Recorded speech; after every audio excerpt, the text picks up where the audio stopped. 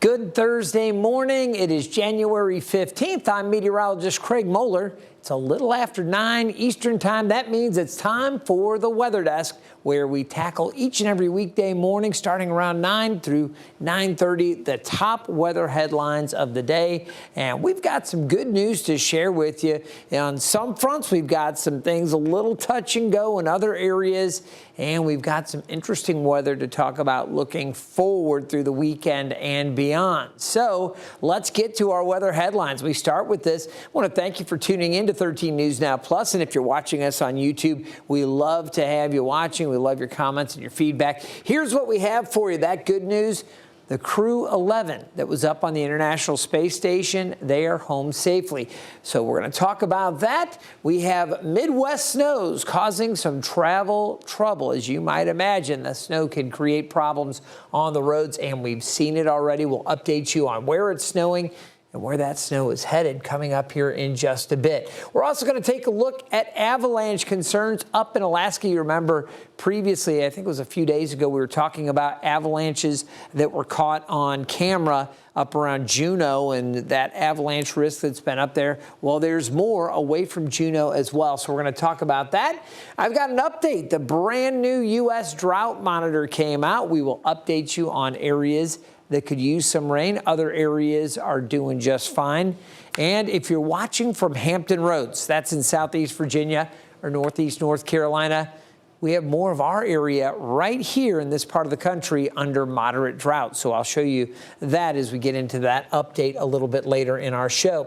In addition, we've got an interesting look back at how weather has helped shape U.S. history.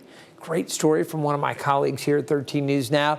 And we're going to talk about snow chances later in the weekend coming up on Sunday. I think we're going to see a little bit of snow. We'll talk about it coming up. We're going to start off, though, by taking a look at the return home from the ISS, the International Space Station, as astronauts made the splashdown this morning. There were 4 NASA astronauts forced to cut their mission a little short from the International Space Station due to a medical concern. They're now back safely here on Earth. Check it out. Crew 11 splashed down off the coast of California around 4 o'clock this morning. You're looking at the video. NASA recovered the pod from the water not far from San Diego. This medical evacuation is something no other space station crew has ever had to do. ABC's Andrea Fujii explains what's next. This morning, 4 astronauts coming home after undocking from the space station. Undocking confirmed. The crew splashing down off the San Diego coast, returning to Earth 1 month early because of a medical situation on board. The astronauts spoke earlier about their unprecedented early departure. What was not surprising to me was how well this crew came together as a family to help each other and just take care of each other. The commander of the SpaceX Crew 11 held a change of command ceremony with the 3 crew members behind him, Kimiya Yui, Oleg Platonov, and Zina Cardman. 2 Russians and a NASA engineer remain on board. We're from all over the planet, and we're working together. It's a great symbol of what human beings can do. Though in the video, all the astronauts look to be in good spirits, it's not clear which one has the undisclosed medical issue, with NASA only saying the astronaut is in stable condition and the return was not an emergency. But doctors on Earth will be able to better diagnose the issue. Experts say astronauts are trained to address medical emergencies, but some situations require more. Basically, the condition might be something that requires an urgent further assessment or specialized assessment, which the ISS does not have, or even specialized management. They would then consider even an immediate deorbit if that was needed, but in this case, an evacuation. The crew hugging goodbye to the astronauts they left behind, who will stay in space until the new crew arrives next month. Today, the 4 astronauts fly to Houston, where they'll face a routine evaluation, and the sick astronaut will undergo testing. Andrea Fujii, ABC News, New York. Right now, parts of the United States, really the Northeast, dealing with some rain and some snow, and that snow has been problematic. I want to take a live look, if we have it available, from Erie, Pennsylvania. You can see some of the snow right there still flying across that part of the country. It has been a problem, as I mentioned, as some folks, especially in the Midwest, have been dealing with the snow. And you can take a look at the conditions right now near Cleveland, Ohio.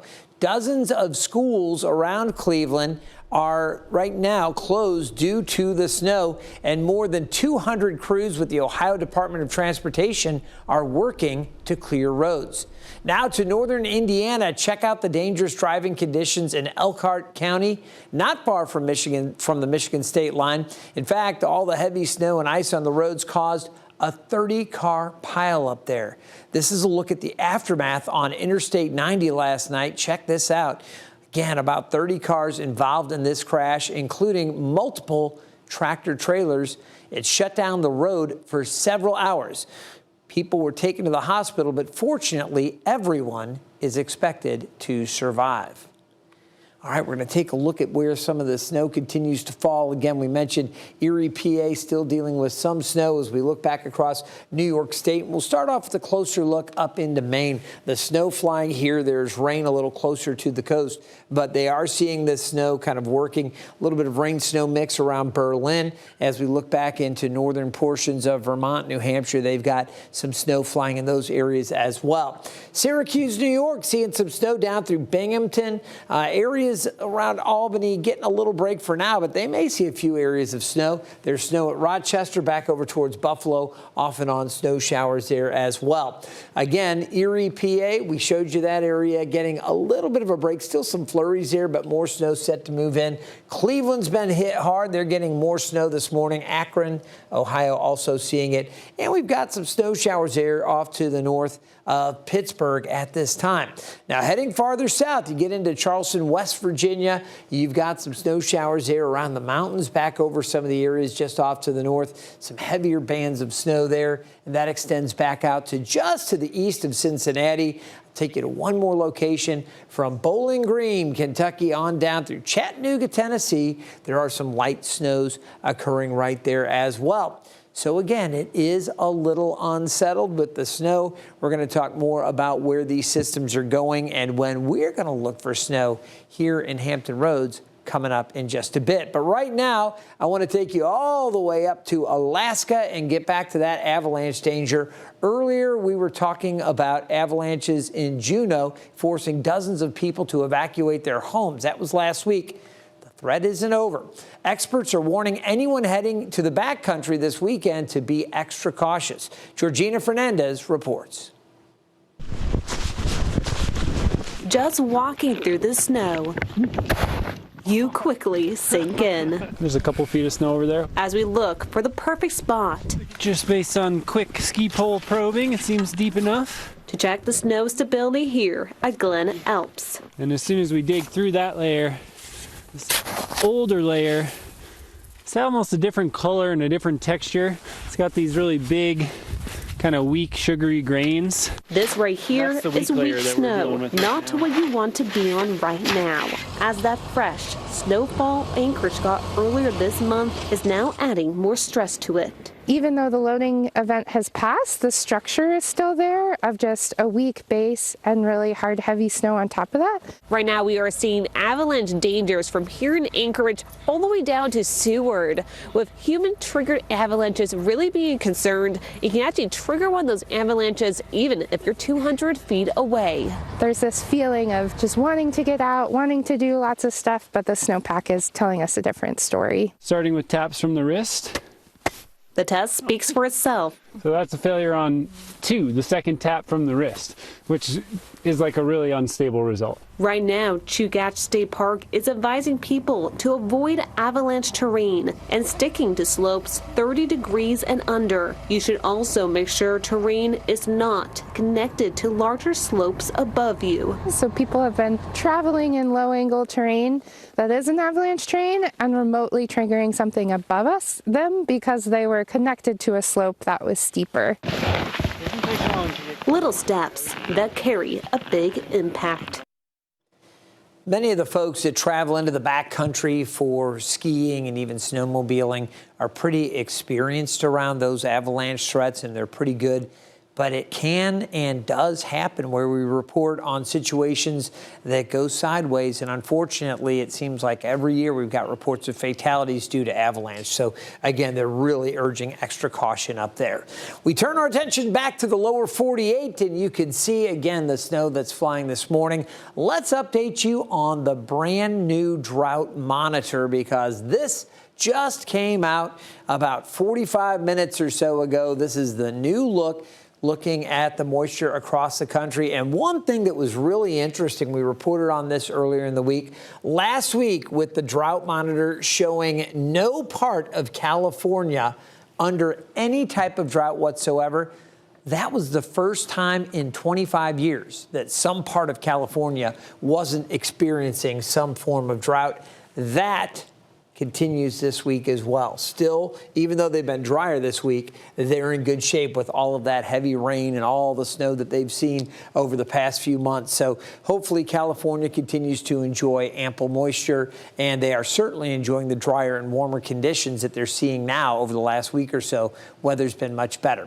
Once you get into the eastern portions of Washington state over along the Idaho border, you pick up some drought there, severe drought for the northeast part of Oregon. Back across Utah, not terrible, but there is moderate to severe drought for some portions of Utah and a few areas where it's a little more extreme. We still have some of that extreme drought there just over some of the mountains there in the western portions of Colorado. Parts of New Mexico also experiencing it. Southern Texas, South Texas still experiencing extreme drought. Some of those areas may have expanded a little bit from previous.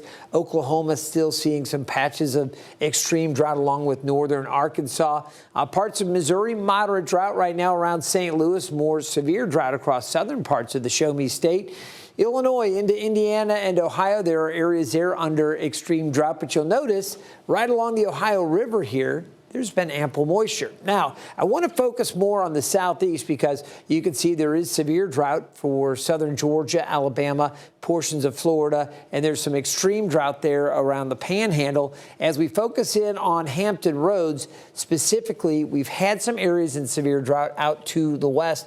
That has expanded a little bit, and as we really zoom in and focus on the Hampton Roads viewing area in northeast North Carolina, this is the home market here at 13 News Now. I can tell you this is a change from last week. Last week, we were still shaded in yellow here across the immediate area for abnormal dry conditions. We are now, it's changed to moderate drought. So Hampton Roads getting to a point we haven't had any measurable precipitation for 2026 so far. We've gone now 2 full weeks without a drop of rain at the airport, nothing measurable. As we go forward, we're still going to be dry, it looks like today, tomorrow, with lots and lots of sunshine. Into Saturday, low risk of a shower, just a sprinkle. And then on Sunday, that's when it gets more interesting with the chances for some mix and eventually snow. There is severe drought out around Hertford County, back down across parts of Bertie County and out through Northampton as well. Emporia seeing the severe drought. Up on the eastern shore, moderate drought for the northern neck, the middle peninsula, and for the East End, Newport News, over to Hampton and Poquoson. Moderate drought in those communities, while up farther on the peninsula, you get up towards York, Williamsburg, James City County, areas back out towards Richmond and Petersburg. There, you're just abnormally dry. Moderate drought continues down to the south across eastern North Carolina. We're going to keep a close eye to all of this, and we will keep you updated over the coming weeks. We always like to pass along that drought information each and every Thursday morning as we get those brand new drought monitors in. All right, we're going to take a short break, and when we come back, a couple of things to talk about. We're going to talk about the snow chances this weekend. And a fun story here, a little bonus for you. As America celebrates its 250th birthday this year, we are taking a look back at some key weather moments in U.S. history. Stay tuned.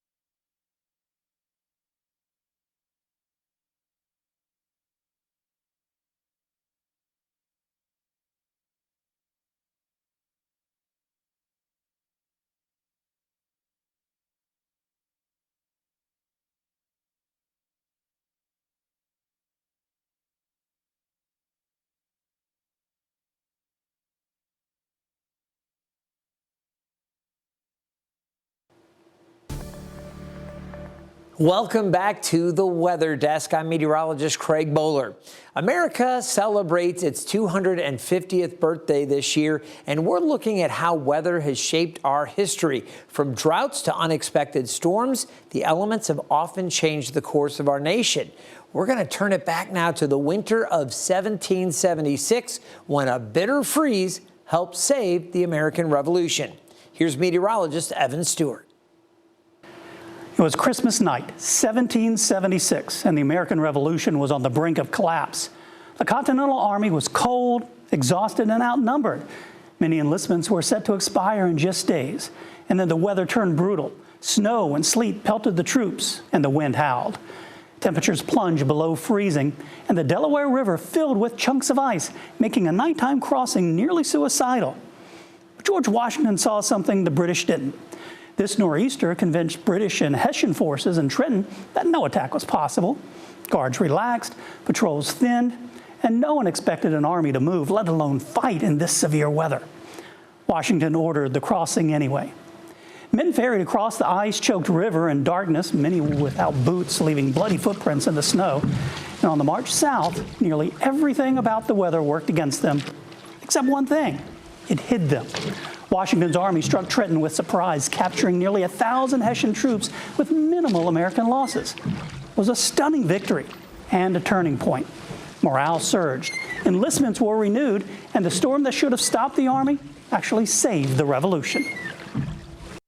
What a story, Evan. Thanks so much for that. We'll look forward to more stories throughout the year on weather and U.S. history. We're going to turn our attention to the future now. We've got much cooler weather today and for Friday. A cold front came through this morning. We're keeping an eye on the back half of the weekend as we have a chance for some snow. We're going to talk about that as we go along here over the next 8 or 9 minutes or so. Long-term trends look cold as well. Let's start with temperatures across the country. Talk about cold. Minneapolis, Chicago, Cleveland, Louisville, St. Louis, Omaha, all in the teens. Wichita, 19 as well. In Norfolk, we're at 39. And just one quick note for you NFL fans, Chicago Bears hosting the LA Rams. If you haven't heard about conditions for Sunday evening when they play, the daytime high in Chicago is expected to stay in the teens. It's going to be bitterly cold. LA, they've been seeing daytime highs for the Rams with their practice facilities close to 80. They're going to have to come out to Chicago and face the Bears in what they call bear weather with that super cold conditions and pretty breezy there at Soldier Field. So you see how some of this weather can impact sports even today. We take a look here at where this cold air is going, and we talked about this yesterday, but it is going to bleed to the east and continue to be an issue for the eastern and northeastern U.S. over the day today and into tomorrow. You see that cold air, and our temperatures actually falling later this afternoon and tonight down into tomorrow morning. We're talking morning lows in the 20s, wind chills in the teens around Hampton Roads, bitterly cold up around Montreal, Buffalo, Canton. It's going to be just a really, really chilly couple of days here for us in the eastern and the northeastern U.S. Now, the temperature trend for Hampton Roads, we're looking at temperatures tomorrow staying in the low 40s. We'll be in the low to mid 50s on Saturday. A little bump in temperatures ahead of our next system and an area of low pressure. It's going to swing through with colder air in place. There is the potential as we go Sunday afternoon and some of the colder air gets pulled in that we'll see the temperatures falling cold enough to support some snow, and there might even be some accumulation. Again, I'll show you that much closer look at that in a moment. Beyond that, temperatures staying chilly Tuesday, Wednesday, upper 30s to near 40. That's about it. By next weekend, we start to get temperatures back up closer to average. Average high is now 50 this time of year. We'll be up around 52 on Saturday. Take a look at our forecast wind chills. Now, this morning, when I arrived at our station, I do the morning show here at 13 News. Now I get in around 3:30 in the morning. And as I came in, temperatures were actually in the upper 40s. It was a very mild start to the day. As the morning show went on through daybreak through 4:30 to 7 a.m., we saw the temperatures falling down into the low 40s, and it's going to continue to get even colder through the afternoon with those temperatures in the upper 30s to near 40 and a pretty gusty northwest wind, at times gusting 20 to 25 miles per hour. We'll see wind chills staying in the low 30s this afternoon. Tonight, those wind chills dip into the low to mid 20s. We'll see teens and low 20s farther inland. And then overnight, dangerous wind chills for some. I think by tomorrow morning, we're looking at widespread wind chills in the teens for our inland areas, and it's going to feel like it's in the low 20s along the coast. Virginia Beach at Oceana, around 20. Kill Devil Hills, think about that. Kitty Hawk, those areas down at the Outer Banks, also feeling like 20. Low 20s, Newport News. And up around Melfa and Chincoteague, even colder, 16 to 14 degrees for a morning wind chill up there at Chincoteague. So very, very cold Friday morning through the afternoon. Those winds still a little gusty, so I think we're still looking at wind chills feeling like the low to mid 30s through the afternoon. That's part of it. Now, get a little bump in temperatures on Saturday. I'll show you the outlook there.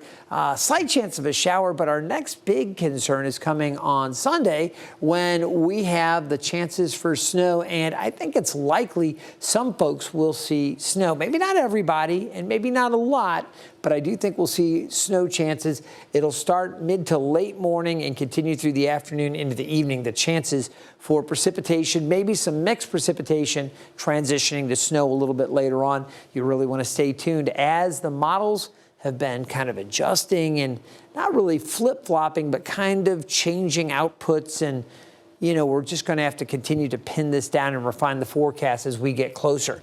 We're going to start off with a look at the forecast through the next 24 to 48 hours. You can see the skies have been clearing. It stays chilly through the afternoon and evening. Those overnight lows bitterly cold for Hampton Roads. I know other parts of the country are going, are you kidding? Upper 20s sounds great. Not here in Hampton Roads. This is below average for us, and low 20s inland. This is early Friday. See mostly sunny skies on Friday. Temperatures back up, lower 40s, maybe low to mid 40s in a few spots. And then into Friday night, still mainly clear, but the clouds are going to increase. And I'm showing you the futurecast here as we look up towards Richmond there. That's 8 a.m. Note a little bit of mixed precipitation here. We have the inauguration of our governor here in Virginia up in Richmond on Saturday. There'll be a chance for a few showers as we get into Saturday midday, maybe a passing sprinkler or two. Not a lot of activity here, but there's a slight chance for a shower in Hampton Roads. All right, the winds are eventually going to come back around and temperatures are going to cool as we get into Sunday, and that sets up our snow chances later Sunday afternoon. This is at 3 o'clock. This is the global forecast system, or the U.S. global model. You see how it produces some snow across parts of the area, a little bit of mix down to the south, and then rain showers for eastern North Carolina. That's one of our models. We'll take a look at the European model. Note it also has some snow across the area for Sunday afternoon around 3, a little bit of mix down to the south, some rain showers down at the Outer Banks. Both of the models are showing it, so let's kind of time this out on Sunday. You can see how the GFS kind of brings that in late morning to early afternoon. Some moderate to heavier snow in pockets working in during the mid to late afternoon. This would be our best chance to see a little bit of that snow sticking. It'll move out Sunday evening. And by Monday, Martin Luther King Day, skies are going to become mostly sunny. It's going to be a good day, just cool and a little breezy. Here's a look at the Euro, and you can see more chance of mixed precipitation, maybe transitioning to snow again during the afternoon. Some of that mix settling farther east and south, rain down around the southern Outer Banks. This, too, has been producing that chance for snow, maybe a little more mix before tapering off Sunday evening. Now, the Euro has been more consistent with its projections. The GFS at times has showed 4 to 5 inches. At other times, like a ½ an inch to 1.5 inches. It's been going back and forth. Right now, GFS suggests we could see 2, 2.5, maybe 3 inches in some spots. The Euro has consistently been saying maybe 1 inch to 1.5 inches. And the Euro is the more reasonable of these solutions, given the ground temperatures and everything going into this. So we're probably going to be closer to this, but we need to continue to watch, and we'll keep you updated. All right, so the bottom line is models still showing snow this morning for the region as we look ahead to Sunday. We're likely going to see some rain or mix at the very beginning with a change over to snow. Still uncertain uncertainty, so keep checking back for updates. We stress that because we may continue to modify the forecast. It's still cloudy out there as we check in with the Thompson Creek Window Company Skyview. You can see those clouds out there now. They are going to clear out later on, and we're down to 39 degrees. Small craft advisories up for the bay and the ocean. And as we go over the next 9 hours, you can see the temperatures will be holding steady and then falling off. I want to get into the forecast extended here as we finish out the show. Again, that chance of mix to snow showers, some minor accumulations possible there. We will refine this, and we may have a weather impact alert issued later today for Sunday. We'll see how the models are looking. We're getting close enough now where confidence is building, so we'll watch that. Again, Martin Luther King Day here in Hampton Roads. Mostly sunny, cold and breezy, and staying chilly into the middle of next week. Remember, you can always get the latest news, traffic, and weather on the go with the 13 News Now mobile app. Scan that QR code there, and you'll have access to our radars, our weather updates, news, and traffic as well. Thank you so much for spending this time with us here on the Weather Desk. I'm meteorologist Craig Moeller. We'll see you next time.